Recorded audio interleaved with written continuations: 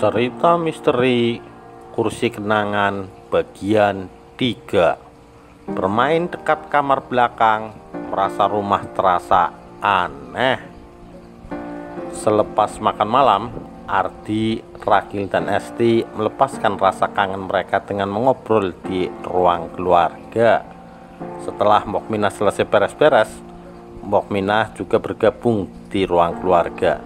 Sementara anak-anak mereka bermain, berlari ke sana kemari di dalam rumah. Ardi sedikit penasaran dengan kejadian yang dialami Mbok Minah tadi siang. Apa Mbok Minah sering mengalami kejadian seperti tadi siang? Tidak pernah, Den Ardi. Barusan tadi siang saja, setelah kamar belakang dibuka. Selama ini sudah lama tidak pernah dibuka. Oh, begitu. Terus kalau Mbok Minah di kamar ibu, apa pernah mengalami hal yang sama? Tidak pernah, Den. Malah Mbok sering mimpi lagi ngobrol sama ibu. Kelihatan ibu selalu tersenyum. Tapi 3 hari ini Mbok tidak bermimpi ibu. Entah kenapa, Den Ardi. Mbok Minah melanjutkan ceritanya. Setelah berdiam beberapa saat, Ardi berbicara kepada adik-adiknya.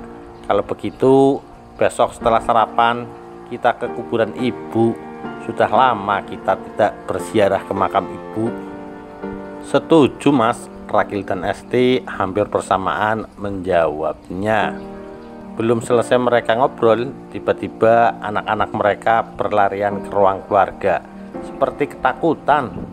Mereka sempat bermain dekat kamar belakang. Dalam benak Ardi, kenapa rumah ini menjadi aneh? Apa selama ini Ragil dan anak-anaknya tidak pernah mengalami kejadian seperti ini? Belum sempat Ardi bertanya kepada Ragil, adiknya itu seakan membaca pikiran kakaknya. Kak, aneh ya, selama ini anak-anakku dan Mbok Minah tidak pernah ada yang ganggu. Jangan-jangan Ragil tidak melanjutkan kata-katanya. Jangan-jangan apa, Gil? Tanya Ardi kepada Ragil. Mungkin ada orang atau maling yang masuk rumah kita, jawab Ragil. Misteri ini tidak terpecahkan setelah mereka memeriksa semua ruangan, terkecuali kamar belakang. Mereka pun bersiap-siap untuk istirahat karena malam semakin larut.